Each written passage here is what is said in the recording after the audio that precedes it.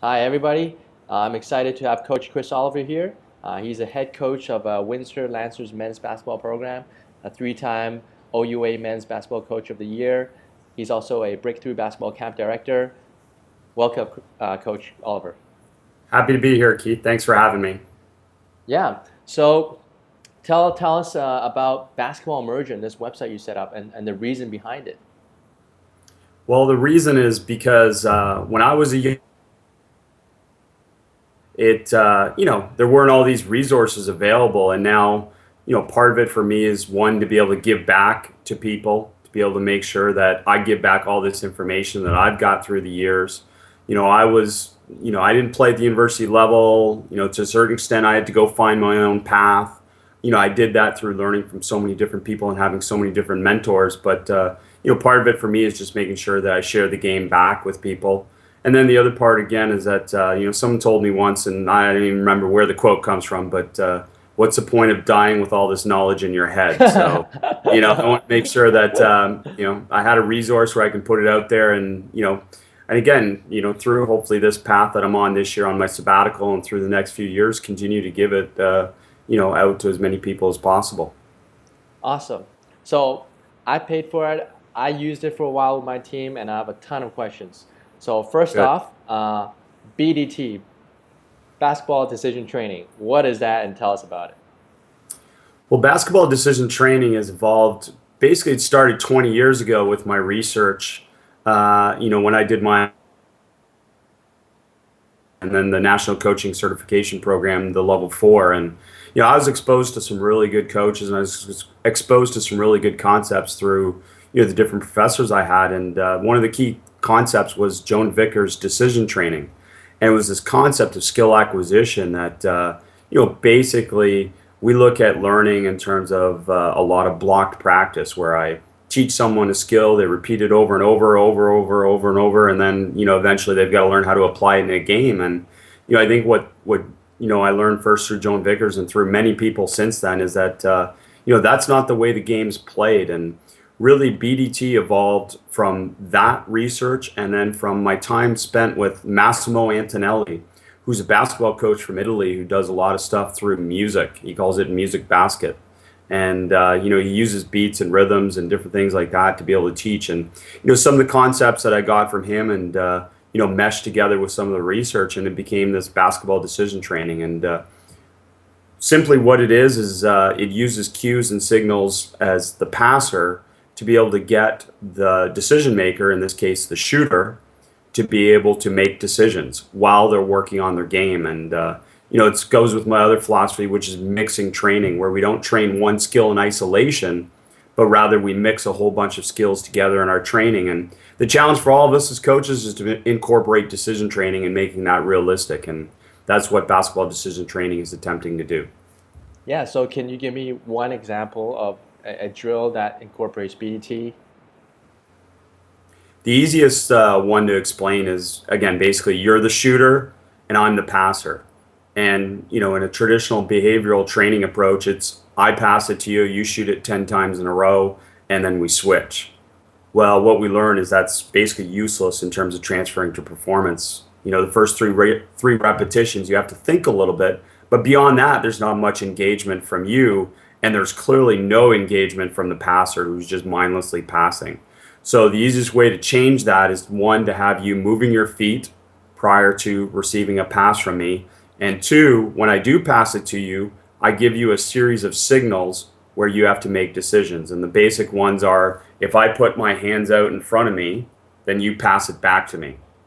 If I have my hands down, then you shoot. If I step towards you, then you drive. And there's a whole series of about 10 different decisions that I've come up with to be able to cue you as the shooter to be able to make decisions.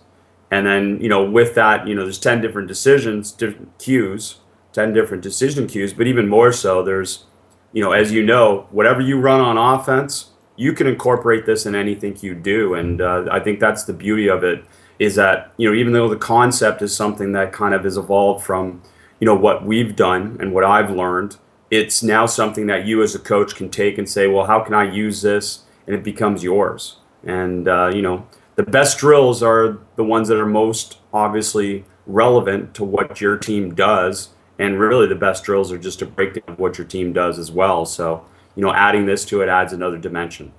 Yeah, so I can attest to this. I really love the shooting drill because instead of just two people and then they just fall into a zone and they just zone out, even the passer is having fun now because their goal is to screw up the shooter, right? Yeah. So another question is 0 seconds, this concept of yours. Tell us about that. Well, again, 0 seconds is probably just a rebranding of, a concept that so many coaches talk about, and that's being able to play without a pause. And, there's a certain mentality that I think exists more so in the North American game than it does in probably Europe. But, we see it. I mean, so many good teams like the San Antonio Spurs, Golden State Warriors at the highest level, they play in this philosophy where they try not to pause. They want to be ready on the catch to be able to make a decision without a pause. And we don't want to slow the game down to be able to jab or shot fake or do something that way. We want our players to be immediately prepared to be able to shoot it on the catch or based on a read of the defender to be able to attack or make an extra pass on the catch. In that sense, I'm not really a believer in triple threat. I'm a believer in one threat. And the first threat is catch it and shoot it. And, with that, confidence becomes hopefully a better basketball player who's not just catching it to pass. And really, again, my players have been the ones that have taught me, through the years of recruiting and through the years of coaching and through the years of, obviously observing the game. I mean, I just find still too many players catch the ball to pass the ball and not enough really catch it ready to be able to make a decision on the catch. And that's where 0 seconds comes into play, that there's no pause, no predetermined movement, and neither the coach nor the player are going to remove their decision to be able to shoot the ball. It's going to be the defensive player who's going to determine what they do, and they really focus on the read of the defender. And again, for me, the transfer has been really giving our players a confidence level to be able to play with freedom, which is another big part of our philosophy, is that ultimately we want our players to be free and remove the guidance of the coach, especially the coach that's on the sidelines yelling at them, go there, do this, pass there, shoot. I want to be able to sit down as much as possible and let our players make decisions with freedom. So BDT and 0 seconds is great, but my personal question is, how long does it take before players actually get accustomed to this? It takes a while for them to start thinking. And it's true. I mean, and the research says exactly that. And, I think that's why it's been such a difficult concept for coaches to buy into to a certain extent. Like when you do something like block practice, even for a player, if I block your practice and you shoot 10 in a row, you're going to feel pretty good if you're a good shooter, because you're going to feel like, hey, I made 7, 8, 9, of 10. But what we've learned is that doesn't transfer as well to performance. And, that is the leap of faith for coaches and the leap of faith for players to be able to understand that, listen, you're going to make more mistakes. Sometimes it's going to look ugly. Sometimes there's going to be challenges in terms of you fighting through and fighting for your learning.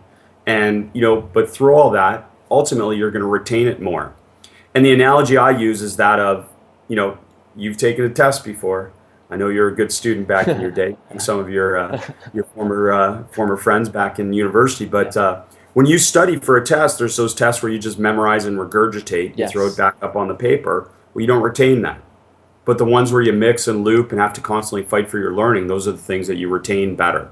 And that's the concept that comes into play. And you're a coach. You have to sell this to your players. You have to sell it to a certain extent to your administration or to your parents or whoever's involved to be able to understand that when they watch you practice, it's not going to look perfect. And that's hard for coaches because, look, I could do the 3-man weave all day and we could get really good at the 3-man weave. But ultimately, what is that doing for our performance?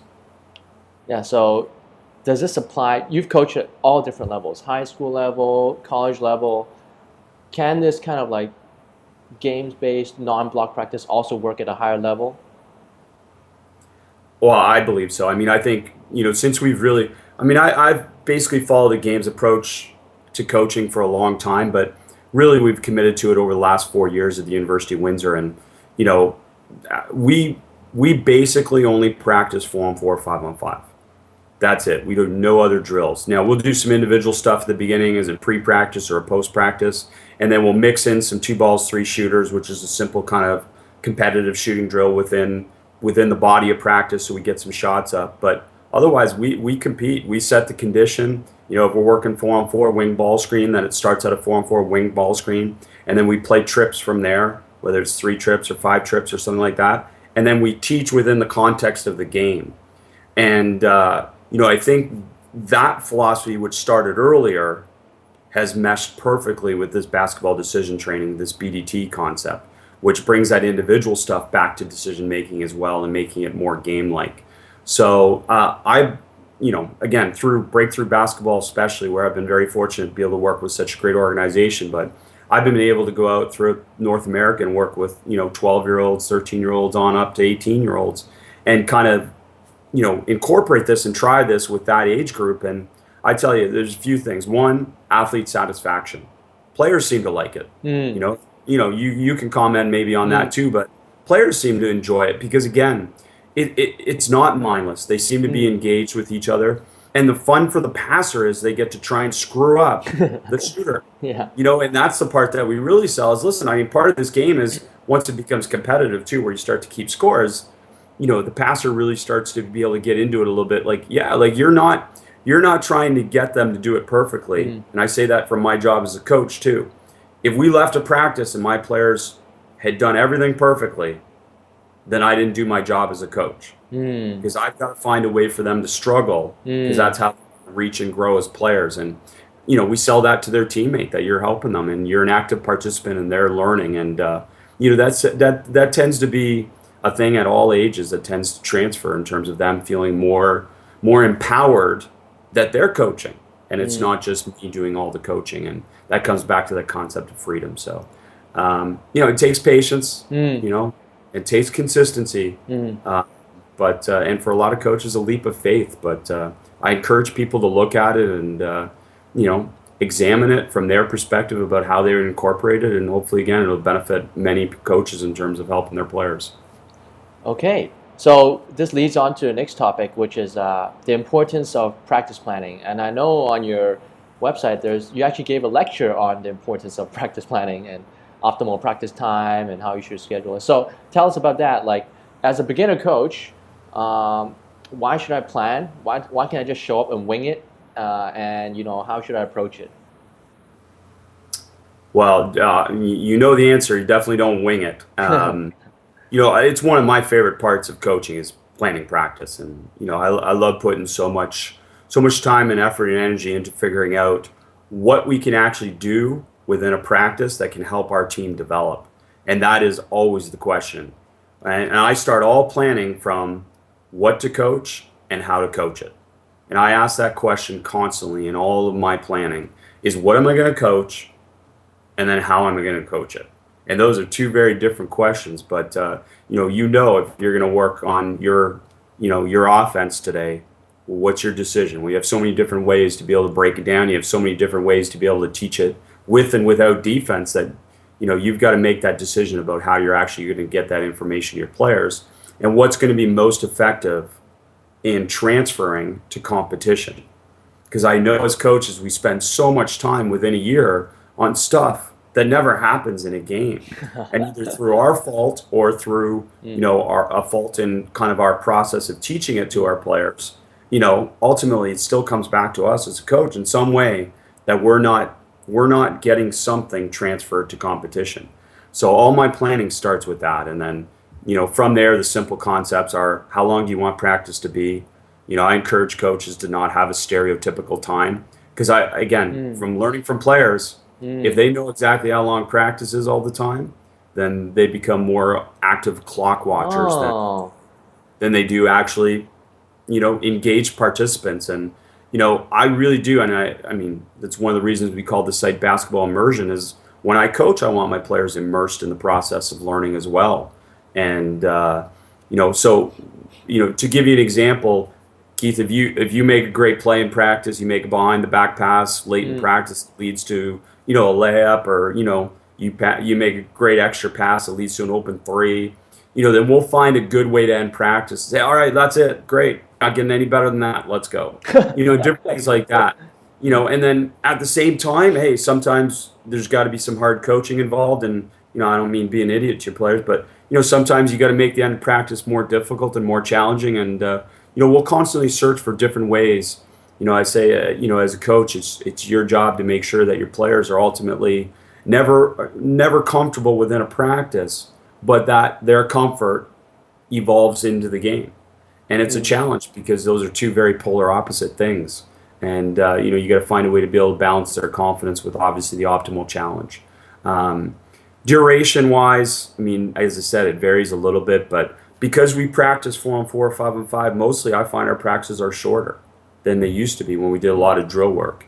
And, I've been able to watch a lot of practices in my time, and I think there's just a lot of wasted time. And the other main concept that I think comes through that practice planning is that concept of time on task, which is how much time are your players actually physically playing basketball. Now, I don't mean, 5-on-5. I mean, how much time are they actually engaged in playing the sport?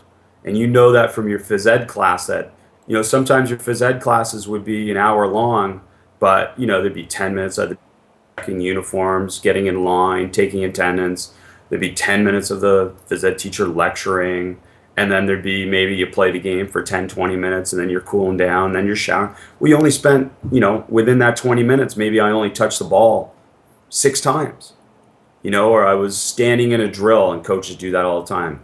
Like there's a drill, and, we have everyone down at one end, and there's 12 players, and, only 2 players are actually involved in the drill. And, what amount of time are they actually physically practicing is a huge challenge, I think, for coaches, and it's something that we really spend a lot of time on, focusing on our players getting as many reps as possible. And within a camp setting, that would mean that every player has the ball as much as possible, rather than, someone being involved just standing in line, because those things take away from learning time. And, the other thing is coaches love to hear themselves talk.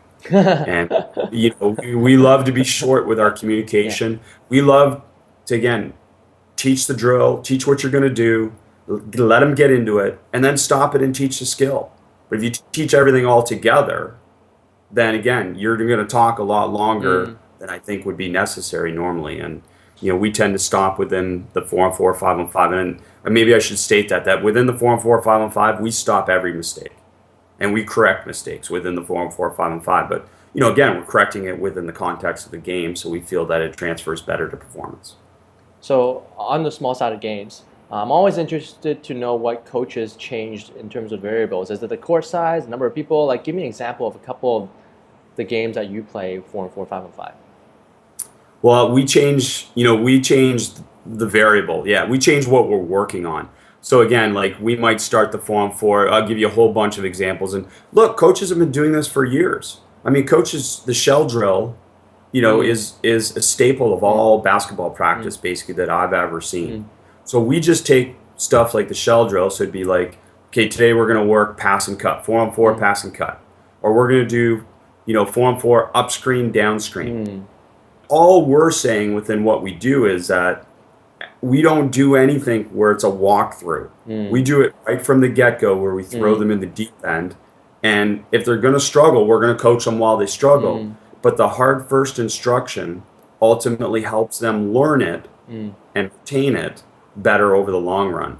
So most of my, again, if you want to call them drills, are just things that we need to work on. And it can even go even more specific. You're working on scouting report. We've got to play, we've got to play someone that runs a high ball screen. Well, we'll play 4-on-4 high ball screen, or we'll play 5-on-5 high ball screen. But once we're done that repetition, I don't know what's going to happen. Because we'll do the 4-on-4 high ball screen, but then we'll play 3 trips of the court. And those 3 trips is going to be chaos. I don't know what's going to happen. Maybe we create a condition, hey, if you don't have an easy score, then you go into ball screen and you flow. But we can constantly add variables or conditions to them to be able to focus them in on what we're doing. And then the other part of that is you're always got to coach offense and defense at the same time. And that's where hopefully you have assistants, and that's hopefully where you have good people involved. But at the same time, I just find that more relevant, because whatever situation happens, whether I'm coaching the defense or I'm coaching the offense, it's helping both. Because if we're saying on defense, no paint touches, like no penetration in the paint, no passes in the paint, no cutters in the paint that catch the ball, and that happens, then clearly that's a good thing for the offense. Mm, So at the same time, one thing's bad for the defense, the other thing's good for the offense. mm. So I think both things become really good teachable moments, for both your offense and defense in terms of one needs to improve and the other one did a good job. And again, where does that take you? It takes you to pretty good competition, in terms of what we're trying to do every day in practice. Yeah, so you mentioned earlier that there's stuff that people do, drills that don't translate to games. So people love to know what not to do. So tell us examples of what not to do in practice. Well, again, I mean, we can start with the simplest one, which is the 3-man weave or the 5-man weave, 5-player weave, I should say. But, that doesn't, in any way, I've never seen a player or a team at this point in basketball come down the floor and weave with the pass. Now, you could make an argument, and there's a simple thing as a coach, let's look at it from, okay, does this actually happen in the game? And if it doesn't, then find a way to adapt that if you really like the drill and find a way to adapt it to say, okay, this is what actually does happen in a game. Well, maybe it's rebound outlet, one hit ahead across court, and then we're scoring. Well, there you could convince me that that has more of an application in a game. Or maybe it's something that a 3-player dribble weave. Well, maybe you run dribble weaves. But again, I always say come back to what do you do? Like, what are you trying to do on offense? And if what you're trying to do on offense is somehow incorporated in a drill, then that drill is way more relevant than just something that, again, hey, there's so many shooting drills that we see. Let's say you run, 12 players at one end and you run some type of replacement cut shooting where a player cuts to the ball, catches it and shoots. That player who passes cuts to the ball, catches and shoots. Well, okay, great. Great shooting drill in and of itself, but there's no decisions being made. And the only variable really is that they're moving. So how can we make that better? Well, from my perspective, we could add a coach or a player under the rim with BDT. We could incorporate something different, obviously, in terms of saying, okay, when they catch it, what type of decision do they have to make relative to a teammate? So maybe we put a teammate in the corner. Or, again, from my perspective, we just go make that 3-on-3. 3-on-3 pass and cut is way more relevant. Again, I apologize if I'm stealing the quote from someone, but I definitely am. But someone once told me that the best shooting drills are one-on-one. And I totally believe that the best shooting drills are one-on-one. There is certainly, and again, let me come back and qualify that. Initially in learning, there is some value to some block practice, because it gives them an initial representation of a skill. But after that, there's really not as much value in terms of transferring to a game. So another thing, what not to do, in my opinion, is 5-on-0 offense, 5-on-0, 5-on-0 inbound. Again, initially, you teach the set, maybe 5-on-0, but after that, if you really want them to make decisions, then you need to do it within the context of having defense there. Because otherwise, how are they ever going to play against another team? And it's even better. Let me give you a better way of doing that. Okay, if you really like 5-on-0, go 5-on-0, one trip of the floor, and then come back 5-on-5 against a defense that's waiting. And now, as a coach, you can coach the defense to be able to change how they cover something every time as well, so that the offense doesn't know what's going to come their way in terms of the defensive coverage. Again, we would do that just 5-on-5, 3 trips, but we do initially in learning do some stuff where it's 5-on-0 there and come back 5-on-5. But we always have to have that 5-on-5 context. A lot of drills, again, where there's too much waiting in line, the relevance of drills. I could probably put a whole list together, but, magic trick drills, and I know you know what I'm talking about, those drills that basically look really cool, but there's no application. There's no application to the game. Right. And the YouTube is littered with those. And I'm not even anti, hey, because if you're going to really train a lot and you're going to love basketball, hey, then go have fun. Invent some stuff where you have some really fun, you do some wacky stuff, and, you really kind of connect to the joy of kind of just doing some really fun stuff. But at the end of the day, from a coach's perspective, I'm trying to do everything that's relevant to our players improving in a game. Another one which I wrote a blog about is the zigzag drill on Yeah, defense. Yeah, and again, you can argue that's a good defensive drill, and that's not really even my point. It's a horrible offensive drill in yeah. my opinion, because I would never want a ball handler to ever think that they're zigzagging ever up the floor. We want them to play in straight lines and attack with change of pace and different things like that. But I'd even go farther to say, and my whole youth was played, basically zigzag drill. Mm-hmm. That's basketball for me. Zigzag drill and suicides, and suicides would be another one. Any type of running like that. I just think there's some really good ways to do it. And our two best conditioning drills are, I think both of them are on the site. I know the one is, which is Italian 3-on-3, which is basically, it's chaos. I mean, if you do that with 12 or 15 players, they're tired. And then the second one is basically a 4-on-4 type of fast break league where it's just continuous, up and down. And if you have a small team, you have a small roster, they're going to get conditioning out of that. And we like to condition while they play, and that's another reason why we do a lot of 4-on-4, 5-on-5 in practice, because we don't have to worry about trying to simulate a game. We're playing a game. All right, so this is sort of a tough question. As let's say a high school beginner coach, how much time should I spend on team drills and how much time should I spend on individual skill development? Like, is there like a general rule of thumb or no? Well, no, there's no rule of thumb, and I'll be honest. I come from this because I get asked this question a lot, and I come from it first from the perspective that you need to understand who your best players are, and in a youth coach setting, that's one of the hardest things.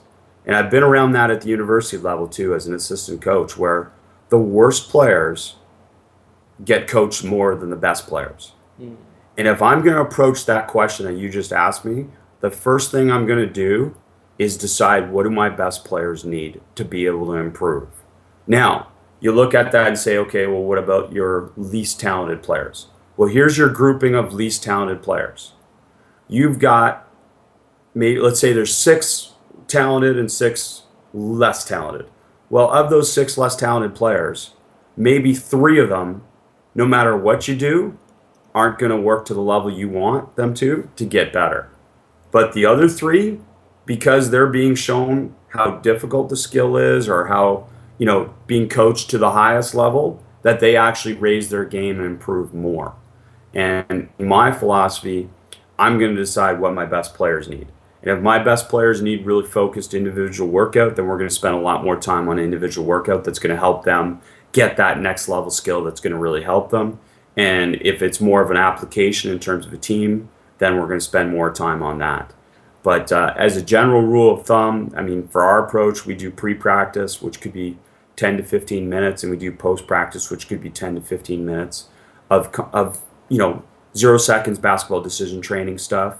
But within the body of practice, I mean, it's all team. It's all team stuff. But again, in my opinion, team stuff is still individual development, and that's what we can't lose sight of. When you teach with a games approach, even though you're focused on the tactical more, than the technical, we still do a lot to be able to help our players technically by giving them a lot of individual feedback about their decisions that they're making, or clearly about their use of a skill, and saying, hey, listen, what was your thought process here, Keith? Should you have, do you think you have a different decision here? Do you think you could have done something different skill-wise here? And then I want you to think and engage yourself in that thought process of saying, what could I have done better? Or what could I have done differently? But clearly, again, it varies according to the skill level of your players. And that's why I say that your best players, if your best players aren't very skilled, then you've got to spend a lot more time on skill. Because ultimately, if they don't get better, we're not getting better. Yeah, I guess I got to quote one of your quotes in the video. I might be slightly off, but you mentioned something about it's easy to bring bad to good, but it's really hard to bring good players to become great players. So your philosophy is to pick the good ones and make them great. Absolutely. Because I think ultimately that impact on your team is way more. But I also think that impacts those not great players more. If they really want to get good, that will impact them more because it gives them something really to reach towards. As opposed to, again, if I just coach to my lower levels, I'm losing 50% of my team. If I coach to a higher level, I think at worst I lose 30, 25% of my team. But it doesn't matter. Those players, again, I'm not trying to be cruel, but those players aren't going to help us win anyways. Those players aren't going to help us develop anyways. And I guess it's that old, business principle of, the 80-20 principle, right? And I know that it's that type of concept, maybe a little bit in reverse and saying that 80% of our team is going to improve and 20% isn't. It's going to improve as much. We all want to feel good as coaches. So I think sometimes coaching your least talented player, you can make more of an impact and make yourself feel better that, hey, they've really improved. But how much does that improve your team? That's something that I would say to youth coaches, to say, hey, look at that perspective and decide how that fits into your philosophy. Okay, so that brings me to another question, is that you obviously have a lot of knowledge, but I also know that you weren't like a pro player or like a college player. You're self-taught. So for someone aspiring to become as knowledgeable as you are, it's quite intimidating. There's so much information, don't know where to start. Basketball Immersion is one of them, but like, how do you teach yourself, and how does a beginner coach gain basketball knowledge? Well, I can imagine if I was starting as a young coach nowadays, how intimidating it truly would be, because I know how much time you can spend on the internet. And I'm fortunate, and that's another reason for Basketball Immersion, is I'm a full-time coach. So I can take the time to watch, an hour of video, of Allison McNeil teaching decision training on the FIBA website and summarize it for people, because I have that time. But I know that for as young coaches, or just as coaches generally in the community or youth coaching, you don't have that time. Coaching isn't your full-time job. So it's definitely a challenge. And, the hope is that Basketball Immersion helps people, save time and focus in on what's really necessary to be able to help themselves develop as a coach. But, as a young coach, I'll tell you, the number one thing for me was there wasn't a limitation on my mind. And I always approached that, all my learning that way, that anything I was really passionate about, if I wanted to be more effective, then I could find a way to learn it. And at that time, it was hanging out in the library, actually reading books. It was pre-internet. I don't want to say that, but it was pre-internet.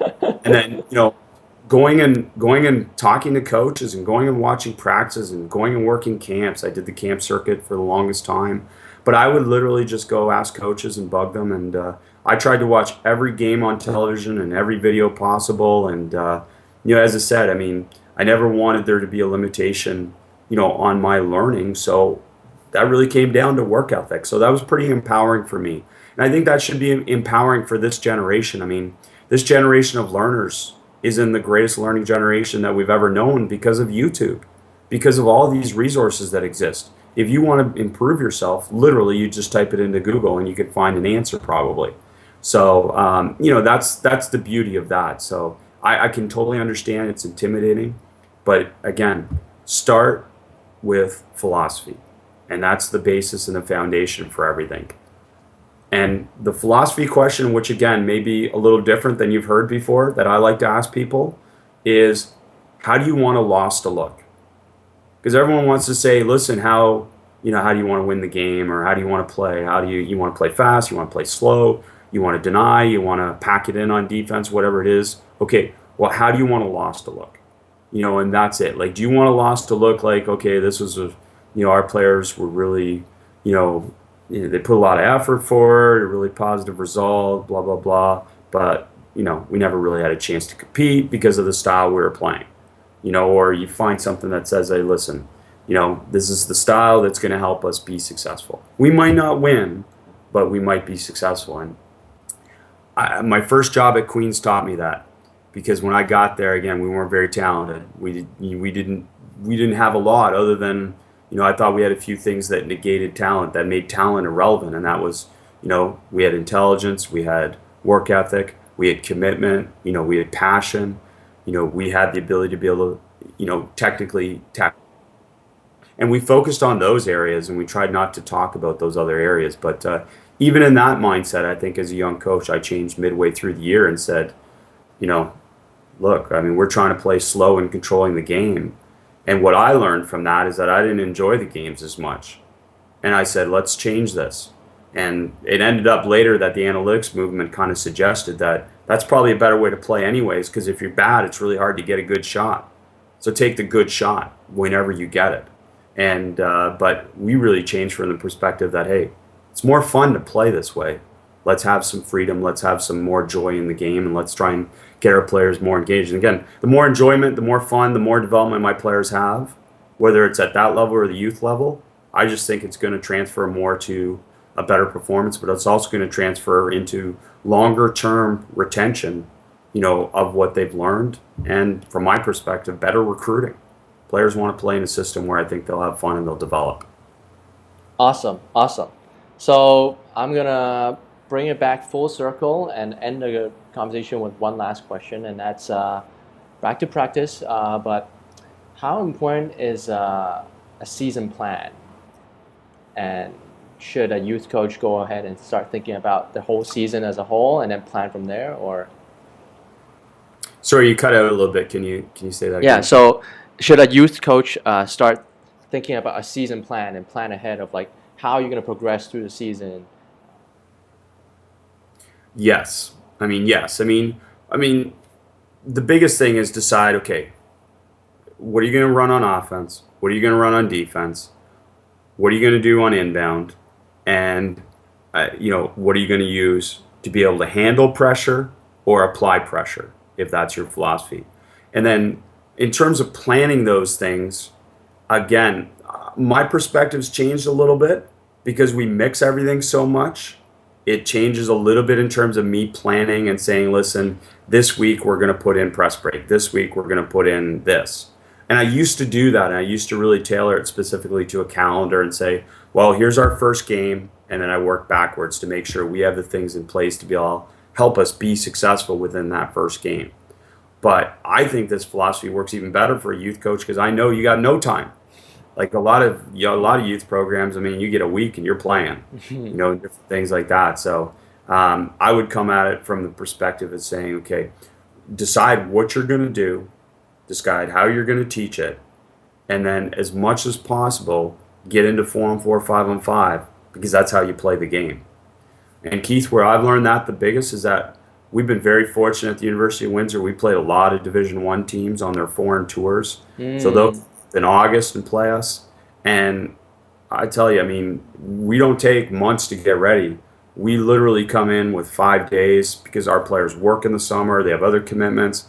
We come in 5 days before, 4 days before, and we do a few, maybe 2 days, and then 1 or 2 other practices to get ready. And I tell you, we get right to 5-on-5, and that's where I really, really was convinced because we played some pretty good games in those games, and been able to beat 4 Division I teams in really short practice, and a lot of that has to do with where I think that we get right to the game, and we practice while we play the game.